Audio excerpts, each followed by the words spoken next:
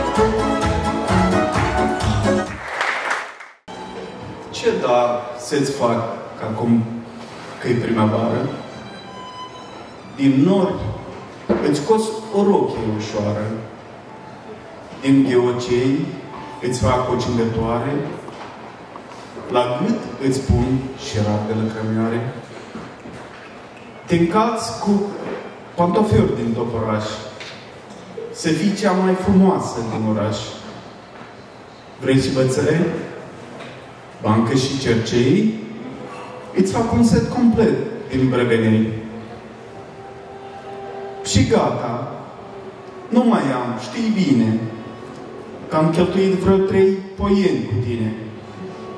Mai vrei și pace?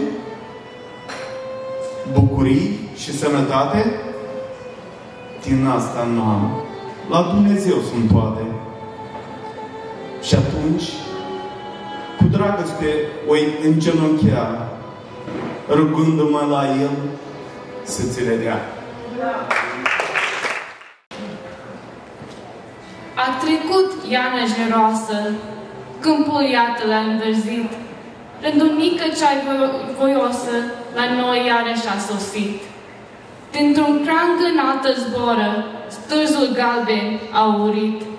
Salutare, primăvară! Timp frumos, bine ai venit! Tuturele se îngână, mii de fluturi vezi zburând, și pe hainică albină, din flori iere adunând. Cântă cucul în dumbrăjoară, pe copacul înflorit. Salutare, primăvară! Timp frumos, bine ai venit!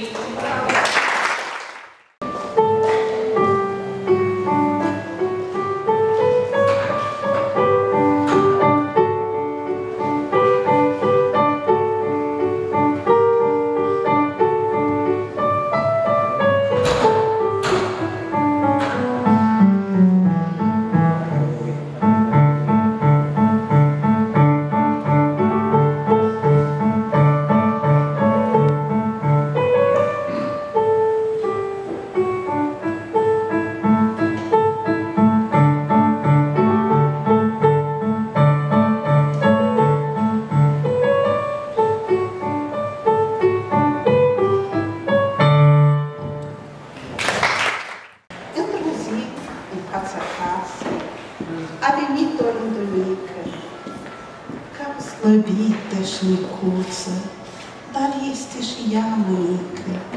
Se gândește cum să-și facă un cui pentru a ei cui și căra câteva paie de colo, de sucutui, care la azi și care mâine și-a reușit totuși din greu ca să facă cum a vrut cuibul pentru puiul ei.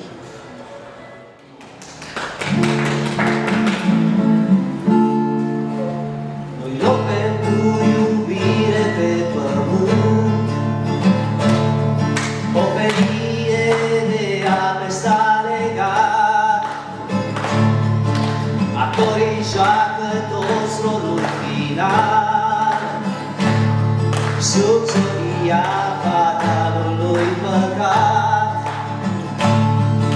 veneam din țară în țară spre a mea și undeva nici nu mai știu precis poate și-mi ucise posta ta. Iubirea e un lucru interzis. Hai că ai ști și voi. E un cireș, cireș sublim, care ne așteaptă să-i fim mulți, să-l jefuim, să-l jefuim, noi, ei, toți.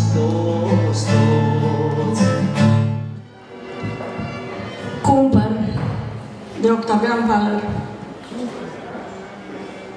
Cumpăr, cine-mi vinde zarzăr înflorit, cer senin cu stele, soare în răsărit, câmp cu turme albe și cu mielușei, și din toată viața primii ani ai mei. Cumpăr, cine-mi vinde cer de azur și lună, cântec de vioară și o lume mai bună, iarba înugrită și vezi în floare, și dintr-o iubire prima sărutare. Cumpăr, cine-mi vinde răsărit de soare, ploi de stele noaptea, munți bătrâni și o mare, un luceafăr tânăr să lucească viu și copil la mama iarăși să mai fiu. Cumpăr, cine-mi vinde taina fericirii, trandafiri cu rouă, dulceața iubirii, stelele pe bolta nopților de april și pământul acesta în zâmbet de copil. Cumpăr, cine-mi vinde zvâcne de aripă, să țin lumea în palmă doar pentru o clipă, să aleg din toate rai pentru pământ. Cumpăr, cine-mi vinde? Cumpăr pe cuvânt.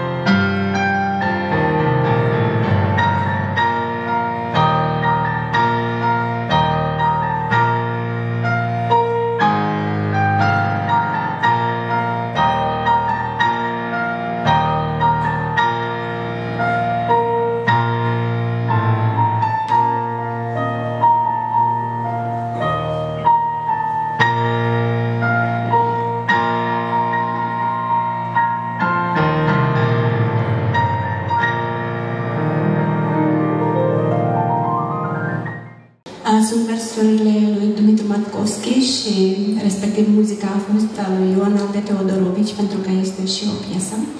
Sărut, femeie, mâna ta. Sărut, femeie, mâna ta, întotdeauna muncitoare, atât de mică și de floare. Sărut, femeie, mâna ta, ca o aripă ce-a zburat și-a ostenit neobosită, să odihnească liniștită, ca o aripă ce-a zburat. Copiii dorm în cuibul lor, nevinovat li somnul, mama, tot fără griji și fără teamă, copiii dorm în cuibul lor.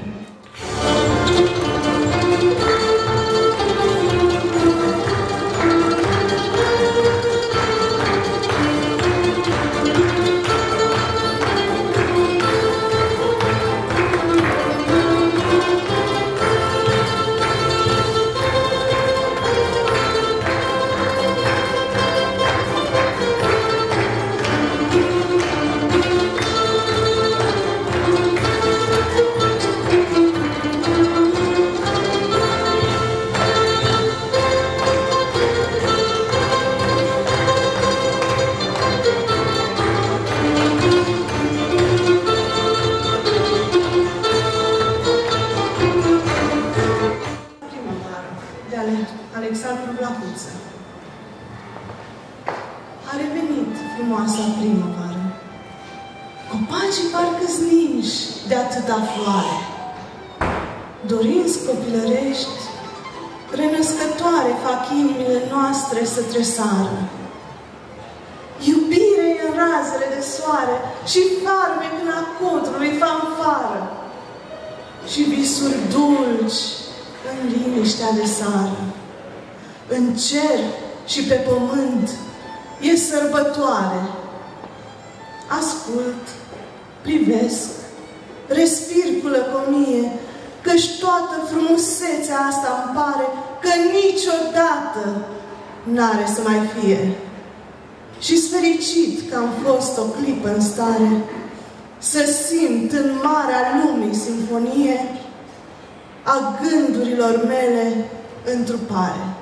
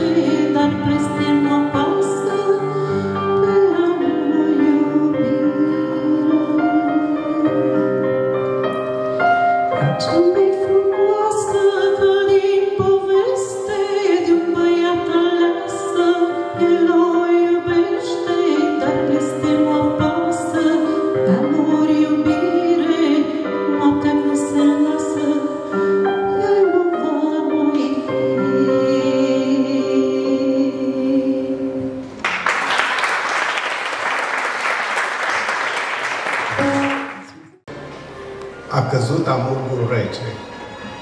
Înoptarea mută trece, strecurându-se în pădure. Spre apus, de-abia se arată, printre crengi întunecată, o văpaie de robini. Reci și palide în senin se ivesc deasupra stele. Și deodată, dintre dealuri, se desprinde larg un ton, depărtat și monoton, ca un vuiet mult de ape revărsate peste valuri. Crește în luncă mai aproape, umple băile vecine de răsunet mare, vine fulger negru, trăsnet lung, dus pe aripi de furtună, zguduind pământul, sună, zările de-abia ajung. Parcă zboară, parcă înnoată, scuipă foc, înghite drum și într-un val vârtește fum, trece în lung pădurea toată.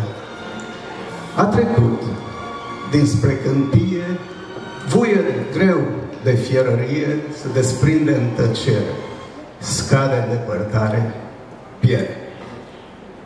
Iar în urmă, din tufișul, de prin tainic ce ascunzișuri, se ivesc pe jumătate păsărele zgribulite, alarmate și îngrozite.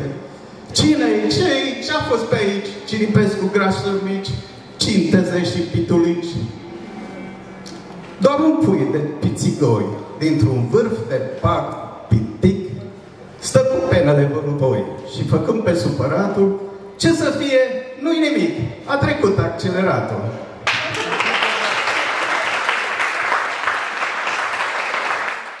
La primăvara în Crân, de Maria Banuș. Cu frunze negre, cu flori de soc, mă ține primăvara în loc. În crângul mic pe care îl știi, cu dragostilei frumurii. De iarba crudă și de lut mi s-a făcut dor neștiut. Obrazul la pământ l-am pus, să-mi amintesc de un dor apus. Dar altcum inima izvâcnea pământului sub fața mea. Îndepărtate țări și ape veneau din toate, mai aproape. Am pus urechea la pământ să prind o pulbere de cânt. Dar fiul mic, ca de vioară, un cântec larg mi-l împresoară.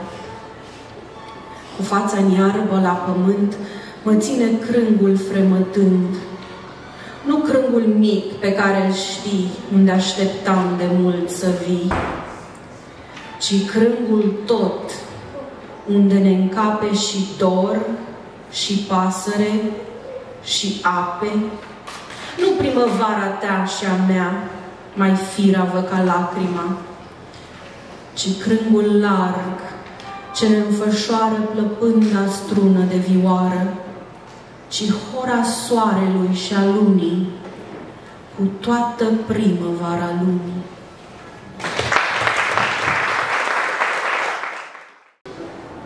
Împărtășesc cu dumneavoastră toți astă seară povestea lăcrămioarelor de Veronica Micle.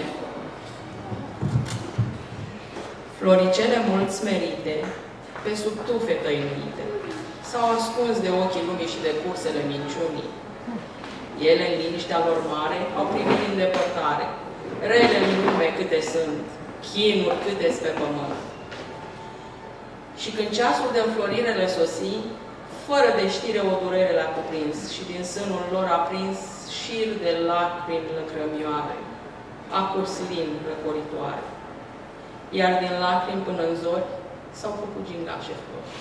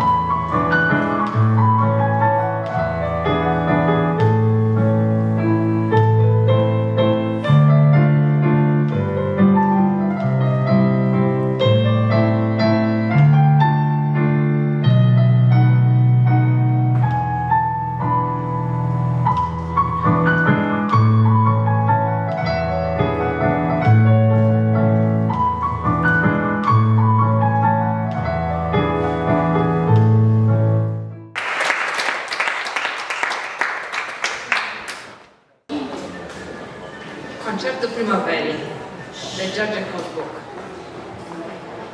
Chiar acum din Crân veni și cu o veste bună. Iarăși concert, copii, merg și eu. Și tu să vii. Mergem împreună. Vrei programă lămurit? Stai puțin să caut. Cucul, un solist vestit de prin alte țări venit, va cânta din flaut. Cântăreața dulce în grai, cea numită perla cântăreților din mai, dulce va doini din nai multe doine mierna. Va întona apoi un psalt, imnul veseliei, corul dintr-un fag înalt, vor cânta în sopran și în alt, graurii câmpiei. Turturerele în tenor și alte voci măiestre, toate după glasul lor. Vor urma după acest cor fel de orchestre, voci de gaițe care fac să scoboare ploaia și într-o scoarță de copac o să bată tic-tac tactul gheonoaia. Iar naționale apoi, cobze și alte hanguri, glas de fluier și cimpoi, pit palaci și cinte zoi și un taraf de granguri. Și vor pune apoi pe joc până chiar și surzii, când vor prinde dintr-un loc să ne cânte hor cu foc din tilincă sturzii. Vom cânta și noi, ce-om ști, cântece din carte. Și de va putea veni vântul și el va doini, că e dus departe. Cine-i contra? Să-l vedem, ca să știe soții. De aveți chef, tovarăși? Bem, ura în cer, cu toți avem. Haideți ar cu toții!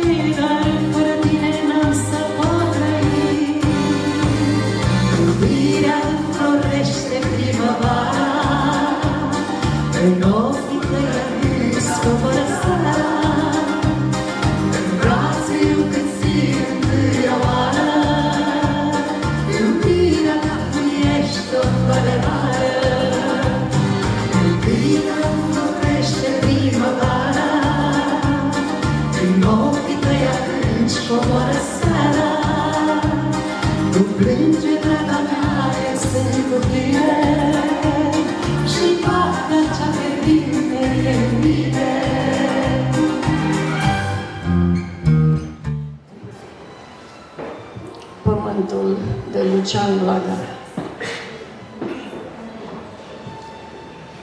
Pe spate ne-am întins în iarbă, tu și eu, văzduh topit ca ceara în arșița de soare, cu cea de lungul peste miriș, ca un râu. Tăcerea păsătoare stăpânea pământul și o întrebare mi-a pătruns în suflet până în adânc. N-avea să-mi spună nimic pământul. Tot pământul acesta neîndurător de larg și ucigător de mut, nimic? Ca să-l aud mai bine, ne-am lipit de gri urechea îndoielnic și tăcut. Și de sub gri am auzit a inimii-ți bătaie zbuciumată. Pământul răspundea.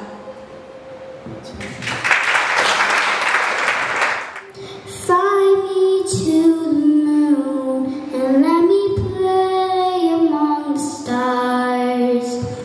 Let me see what spring is like on Jupiter and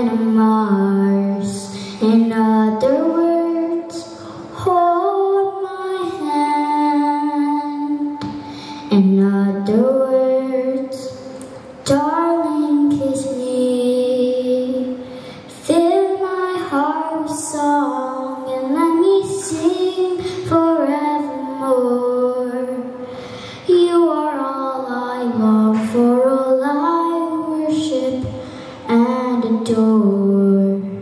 In other words, please be true. In other words, I love you.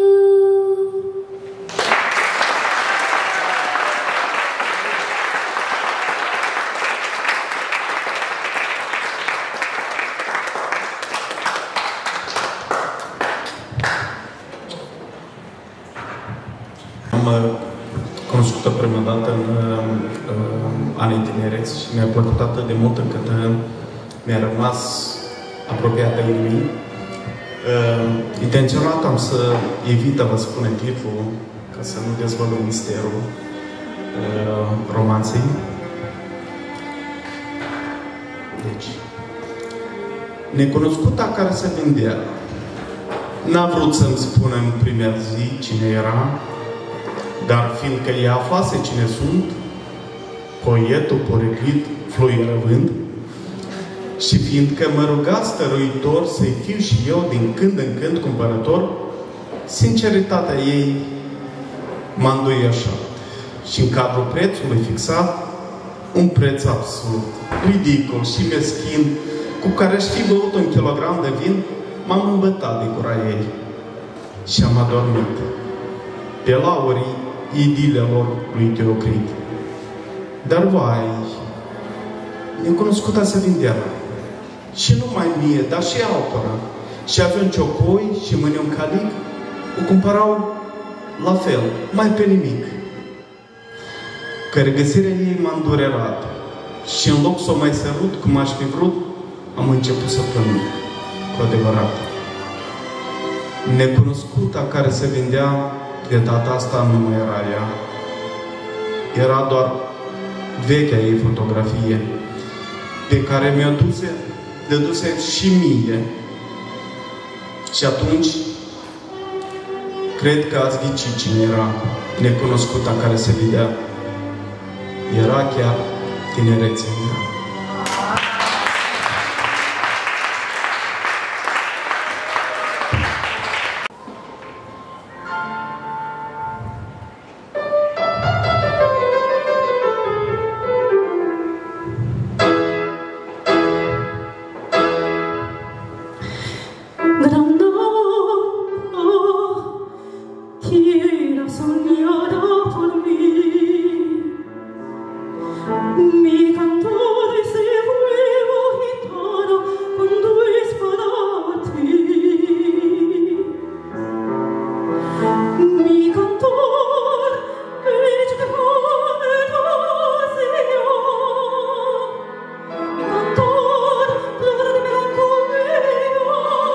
Te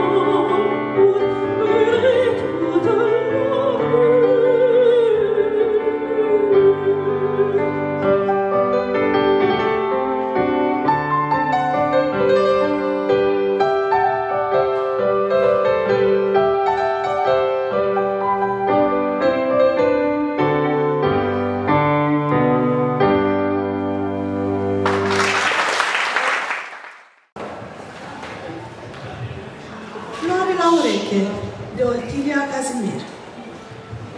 Proaspătă și sperioasă, raza nouă intră în casă. Întârzie cu mirare, peste prag, peste covoare, se ridică la fereastră ca să vadă ce înglastră, polind cu amul dulce un mănânc de busuioc. Poate-și caută un loc să se culce și rămâne aninată, nebunatică și vie, de o garoafă de hârtie ruptă și decolorată. Și deodată, floarea veche râde roșie ca para, că și-a pus-o la ureche primăvara. Bravo!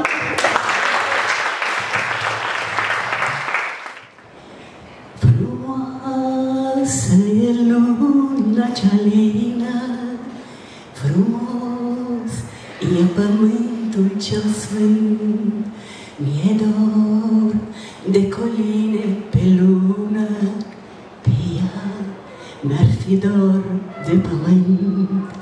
Păcat, ce păcat că pământul nu are și o lună așa.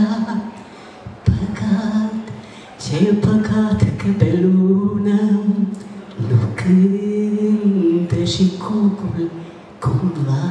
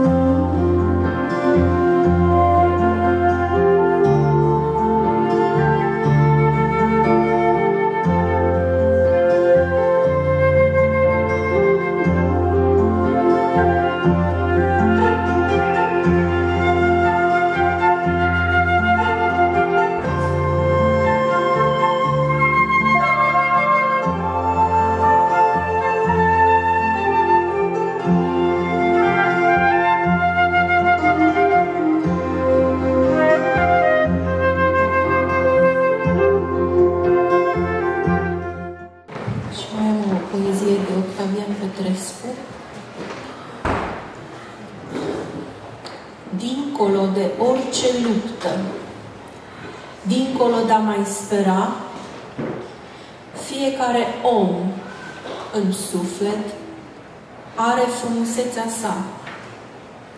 Însă sfânta-i strălucire în timp se poate ofili, dacă în lupte se va pierde darul vieții de a iubi.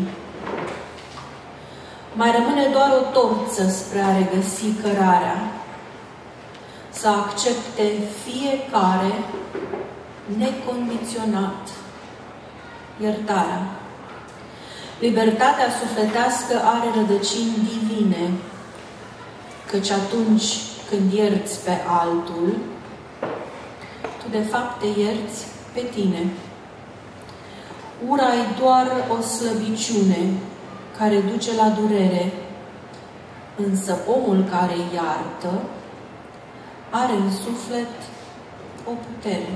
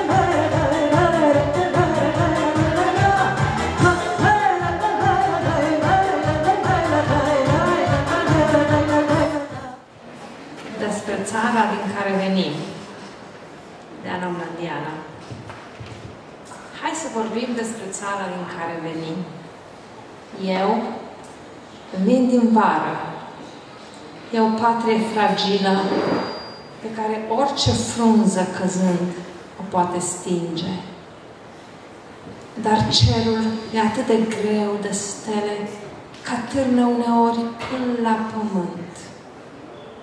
Și dacă te apropii, auzi cum iarba gâdilă stelele râzând și florile sunt atât de multe, că te dor orbitele uscate ca de soare și sori rotunzi atârnă din fiecare pom. De unde vin eu, nu lipsește decât moartea. E atâta fericire că aproape că ți-e somn. Bravo!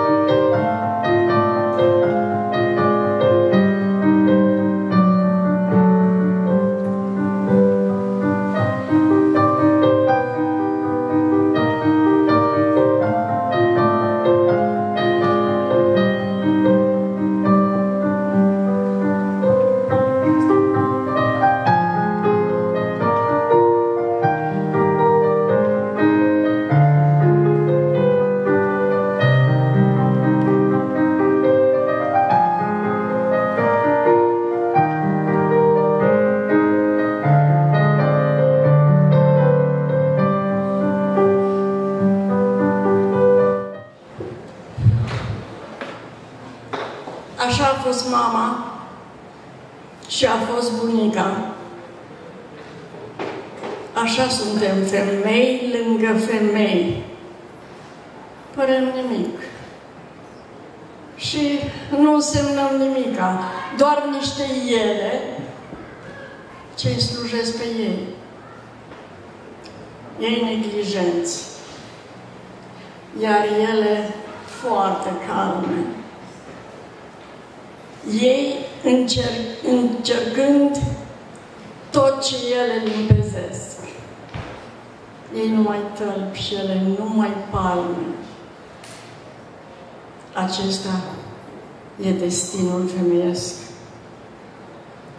Și în fond, ce fac femeile pe lume?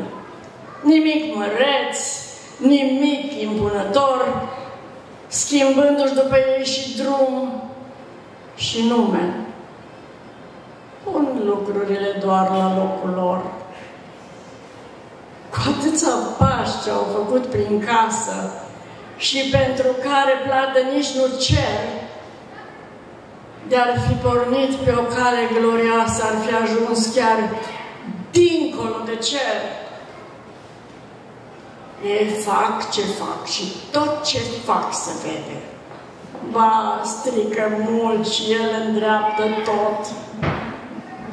Și de aceea nimeni nu le crede când cad, îmbătrânesc și nu mai pot. Așa a fost mama și a fost bunica. Și ca ele, mâine eu voi fi. Ce facem noi, femeile? Nimica decât curat și uneori copii. Suntem veriga firului de ață în fiecare lanț făcut din doi. E greu cu noi, femeile, în viață, dar este imposibil fără noi. Mulțumesc!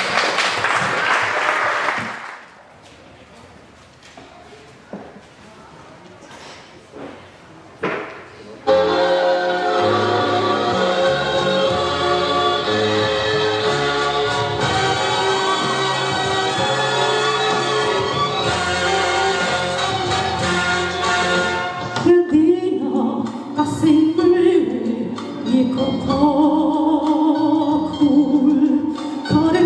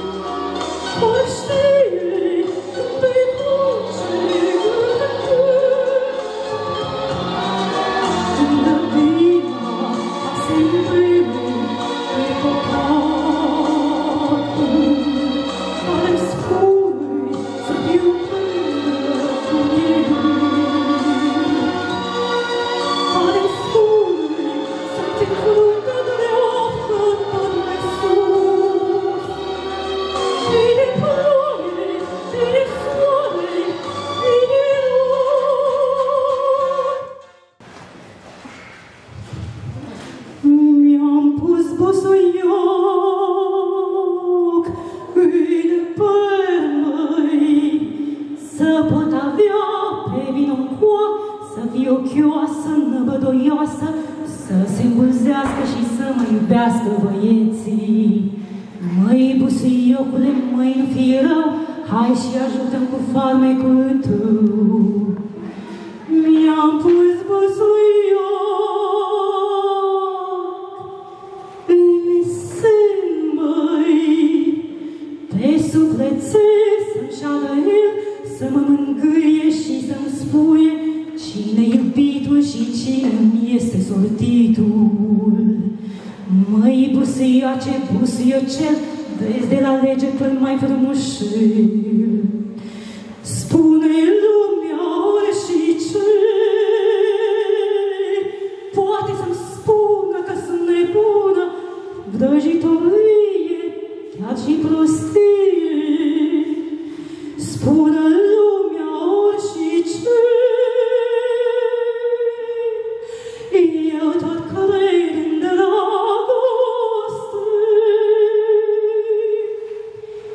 dar mi-am pus busuioc la poartă ca să-l vrăjesc pe ce-l iubesc, să-și uite casa, să-și uite masa și cu tot dragul pe seară să-mi treacă pragul. Măi, busuioace, nu fi sanchiu, adul de vreme și ține târziu. Mi-am pus busuioc în pat, măi, să-i placă lui, iubitul lui, să-i fie bine când e cu mine și să se îmbete ca să uite de alte fete. Măi, busuioace, tu știi ce vreau eu, ține-mi mie, doar mie mereu. Spune lumea ori și ce, poate să spună că sunt nebună, că e prostie, vrăjitorie. Spune lumea ori și ce,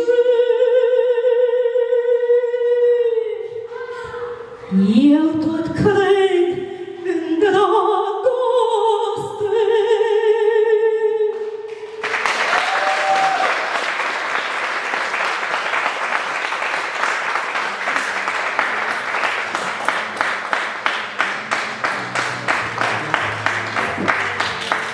Și cum spune un contemporan în viață, iubiți-vă, este gratis. Seară bună! Am venit și eu cu o poezie culeasă, ala Lucian de la Argan. Dacă tot e primăvară, citim sau povestim primăvară. A cunoaște, a iubi. Încă o dată, iar și iar, a cunoaște înseamnă iarna, a iubi e primăvara. A iubi aceasta vine tare de departe în mine. A iubi aceasta vine tare de departe în tine. A cunoaște, a iubi, care e drumul ce te îndeamnă? A cunoaște ce înseamnă a iubi, de ce ți-e teamă printre flori și mare iarbă? Printre flori și mare iarbă, patima fără păcate ne răstoarnă în infinit, cu rumoare și ardoare de albine reîncarnate. Încă o dată, iar și iar, a iubi e primăvară.